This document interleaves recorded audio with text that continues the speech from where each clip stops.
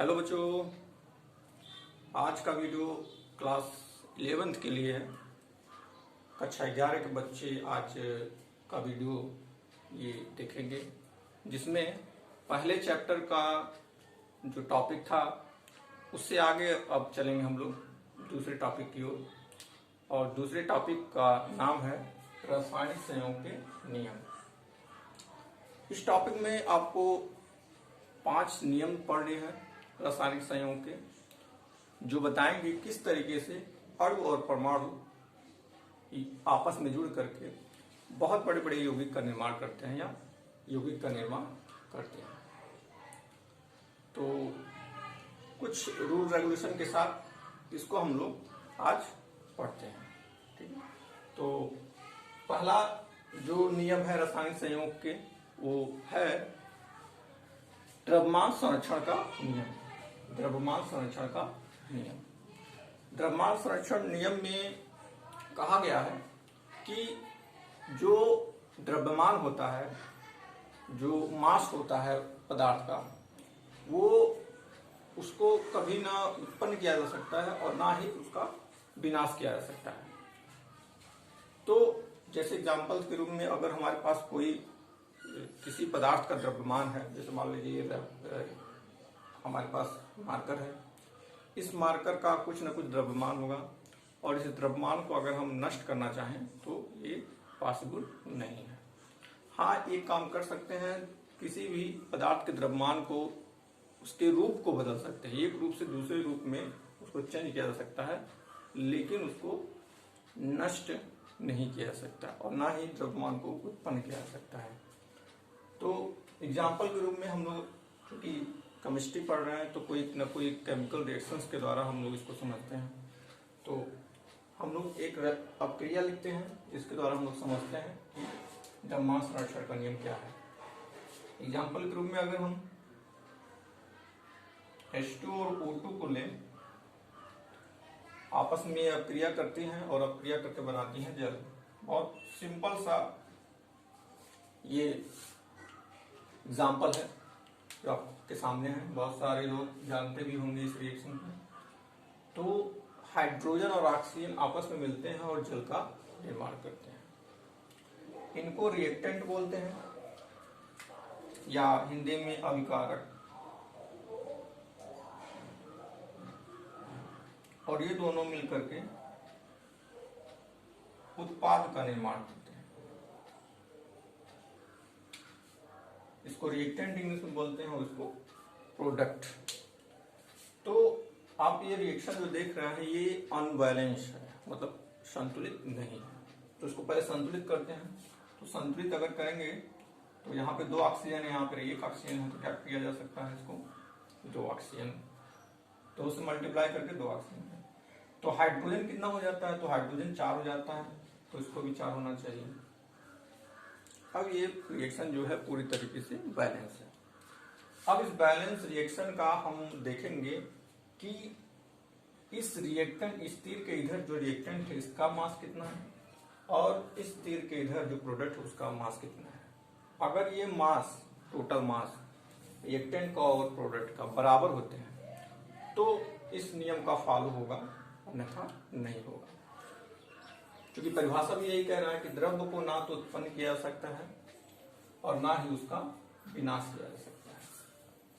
तो द्रव्य में कोई परिवर्तन यहाँ पे नहीं होगा। तो ना ही ज्यादा हो जाएगा और ना ही कम होगा, ना बढ़ने के चांसेस होंगे ना ही घटने। जो भी हम लोग रिएक्टेंट लेंगे उतने ही मात्रा में प्रोडक्ट हमको मिलेंगे, उतने ही मास में प्रोडक्ट। मास का मतलब है परमाणुओं की संख्या। जितना परमाणुओं की संख्या इधर होगी इस तीर के, उतने ही परमाणु की संख्या इधर भी इस तीर के होगी, या मास भी कह सकते हैं। इसमें जितना मास होगा रिएक्टेंट में उतना ही मास आपको प्रोडक्ट में भी मिलेगा। तो हम लोग मास निकालते हैं और देखते हैं कि इक्वल है कि नहीं। तो मास अगर निकालना है हमको तो हाइड्रोजन का मास कितना होता है, हाइड्रोजन का परमाणु भार भी मास कहलाता है। हाइड्रोजन का परमाणु भार 1 होता है और इसमें कुल कितने हाइड्रोजन है, 4। तो 4 से मल्टीप्लाई करेंगे, टोटल हो जाएगा 4 एकम 4। ये 4 ग्राम इसका मास हो गया। इसी तरह ऑक्सीजन का अगर निकालेंगे तो ऑक्सीजन का हम जानते हैं कि 32 होता है, सॉरी 16 होता है, एक परमाणु का 16 होता है, और अगर 2 की बात करेंगे तो 16 गुना 32, तो 16 गुणे 2 बराबर 32। अब 4 को और 32 को 2 जोड़ दें तो 32 4 36 ग्राम टोटल आ जाएगा। अब ये 36 ग्राम जो है रिएक्टेंट का मास है, द्रव्यमान है। अब देखते हैं इस H2O का कितना आता है। तो हाइड्रोजन हमारे पास है 2, तो 2 ग्राम इसका हो जाएगा, क्योंकि 1 ग्राम होता है परमाणु भार हाइड्रोजन का। तो 2 प्लस ये 16 है, और 2 का यहाँ पे पूरा मल्टीप्लाई हो जाएगा, तो 2 गुणे 16 2 18, 18 गुना 36। आप देख रहे हैं कि रिएक्टेंट अभिकारक का भी 36 ग्राम मास आ रहा है, और आपका H2O जो उत्पाद है उसका भी 36 ग्राम द्रव्यमान आ रहा है। तो इससे ये पता चलता है कि जो हमारे पास रिएक्टेंट का जो द्रव्यमान था वही प्रोडक्ट का भी द्रव्यमान है। इससे द्रव्यमान जो द्रव्य है उसके मात्रा में कोई परिवर्तन नहीं हो रहा है रिएक्शन के पहले और रिएक्शन के बाद। तो ये नियम फॉलो करता है ये रिएक्शन। ऐसे बहुत सारे रिएक्शंस हैं प्रकृति में, जितनी भी सारी चीजें हैं सब फॉलो करते हैं इस नियम को। तो द्रव्यमान संरक्षण का नियम यही है कि द्रव्यमान को ना ही नष्ट किया जा सकता है और ना ही उत्पन्न किया जा सकता है। तो मेरे ख्याल से जो पहला नियम है आपको समझ में आएगा। आप चलते हैं आप दूसरा नियम हम लोग तो जो दूसरा नियम है वो है स्थिर अनुपात का नियम। इस नियम में कहा गया है कि जो कोई भी यौगिक तत्वों से मिलकर के बना होता है वो एक निश्चित अनुपात में मिलकर के बना होता है, चाहे वो किसी भी प्रकार से बनाया गया हो, वह एक निश्चित अनुपात में ही बनेगा। जैसे एग्जांपल के रूप में अगर वाटर को ले लिया जाए तो वाटर चाहे नल का हो, चाहे वो पोखरे का हो, चाहे वो समुद्र का हो, कहीं का भी जल हो, कहीं का भी वाटर हो, उसका अनुपात एक ही होगा।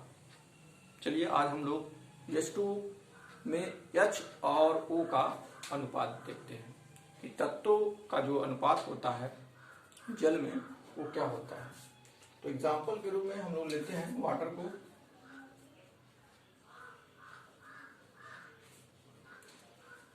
पानी का सूत्र है H2O, जल का सूत्र है H2O, और इन दोनों का जो रेशियो होता है, रेशियो कैसे निकालेंगे? रेशियो का मतलब है जो द्रव्यमान है परमाणुओं का, उनका अनुपात। तो पर द्रव्यमान कितना है? 2, हाइड्रोजन का 1 होता है, लेकिन हाइड्रोजन 2 है इसलिए 2 हो जाएगा टोटल द्रव्यमान। अनुपात 16 ऑक्सीजन का होता है।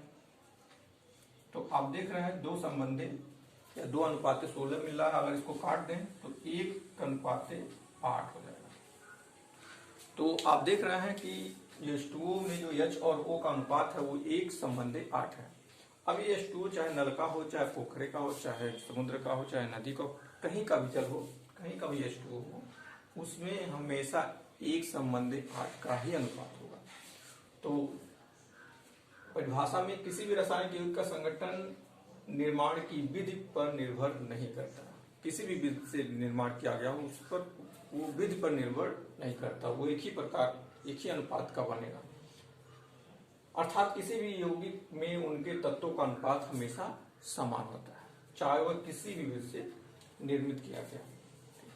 तो मेरे ख्याल से आप लोग समझ गए होंगे। स्थिर अनुपात का नियम मतलब कि जो तत्वों का अनुपात होता है यौगिक में वो स्थिर होता है, फिक्स होता है। ठीक है। चाहे दूसरा भी एग्जांपल हम लोग लेकर के देख सकते हैं। CO2 अगर ले लें, CO2 में C और O का अनुपात देखना चाहेंगे तो इसका होता है भार, कार्बन का परमाणु भार, और इनका अगर परमाणु भार या द्रव्यमान संख्या हम देखना चाहें तो 16 × 32।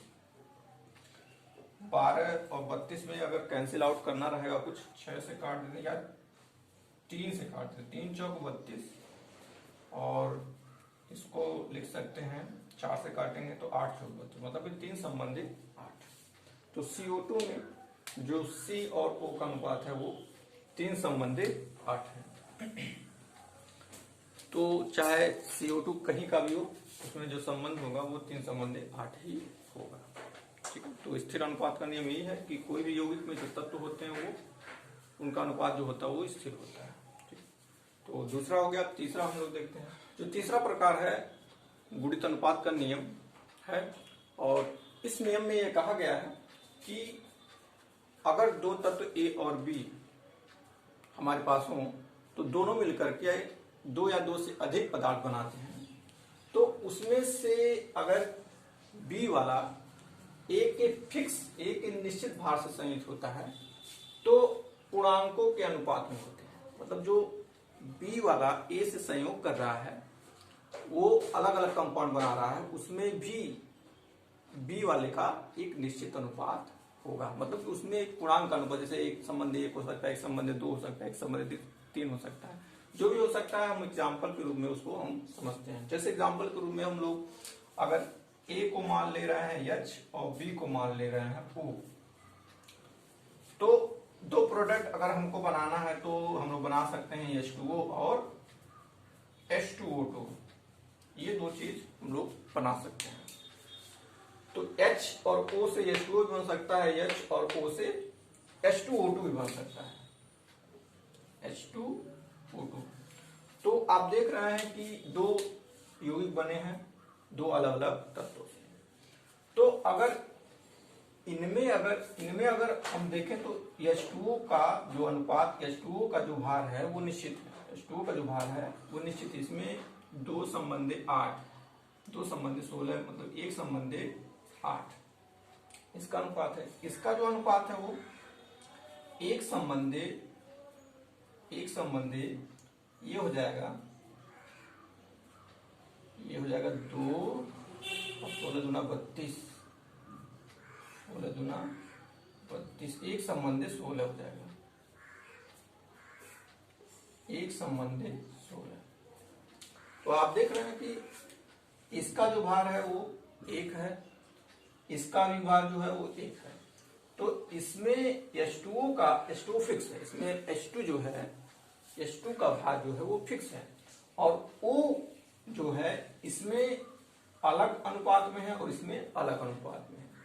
तो इनमें तो O जो है अलग अलग अनुपात में ये जुड़ रहा है, जिसकी वजह से ये अब इसमें अगर देखेंगे इसमें O इसमें 8 है, 8 के भाग में है, और H2O2 में O जो हाइड्रोजन से जुड़ा हुआ है वो 16 के अनुपात में है। तो इनमें भी अनुपात हो गया 8 संबंधे 16, मतलब कि 1 संबंधे 2। यही कह रहा है कि पूर्णांकों के अनुपात में होते हैं, मतलब कि ये आपस में पूर्णांकों के अनुपात में होते हैं। ठीक है, तो मेरे ख्याल से समझ में आया होगा। जब दो तत्व A तथा B संयुक्त होकर एक से अधिक यौगिक बना रहे हैं एक से अधिक यौगिक, तो B के भार, B मान लेते हैं ऑक्सीजन है, तो B के भार जो एक निश्चित मान से, हाइड्रोजन यहाँ फिक्स है, हाइड्रोजन यहाँ पर भी 2 है, यहाँ पर भी 2 है, हाइड्रोजन यहाँ पे फिक्स है, निश्चित भारों से संयोजित होते हैं तो पूर्णांकों के अनुपात में होते हैं यहाँ पे, तो पूर्णांकों के अनुपात में होते हैं। मतलब कि इनका भी ये एक संबंधी 8 के रूप में हो रहा है, तो ये 1 संबंधी 16 के रूप में। मतलब कि इनमें अगर अनुपात देखेंगे तो 1 संबंधी 2 का अनुपात होगा। एक तरह का कह सकते हैं कि ये पूर्णांकों के अनुपात। तो ऐसे बहुत सारे एग्जांपल्स हैं। CO और CO2 में हम लोग देख सकते हैं, CO और CO2 में, CO में देखेंगे तो 12 संबंधी 16 हो जाएगा, और इसमें 12 संबंधी 16 32। आप देख रहे हैं यहाँ 16 का अनुपात है और यहाँ 12 संबंधी 32 का अनुपात है। तो इन दोनों में अगर संबंध स्थापित करना हो तो 2 संबंधी या 16 दूना 1 संबंधी 2 के अनुपात। तो ये एग्जाम्पल, ये भी है एग्जाम्पल। तो मेरे ख्याल से ये उड़ित अनुपात का नियम आपको समझ में आ होगा। नेक्स्ट 2 और नियम है जो कि आपको नेक्स्ट वीडियो में मिलेगा। अभी ये 3 नियम आप पढ़िए, ठीक है। तब तक के लिए थैंक यू वेरी मच। नमस्कार।